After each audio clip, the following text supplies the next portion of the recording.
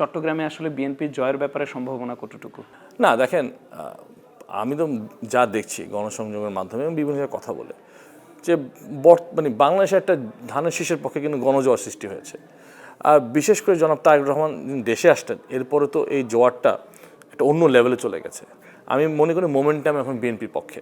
আমাদের কাজ হলো মানুষের ভরসাটা ধরে রাখা, এই মোমেন্টামটাকে ধরে রাখা, মানুষের সাথে সম্পৃক্ত থাকা, তাদের কথাগুলো শোনা এবং আমাদের কি ভবিষ্যৎ চিন্তা ভাবনা রাষ্ট্র পরিচালনার ক্ষেত্রে এটা তাদের কাছে তুলে ধরা।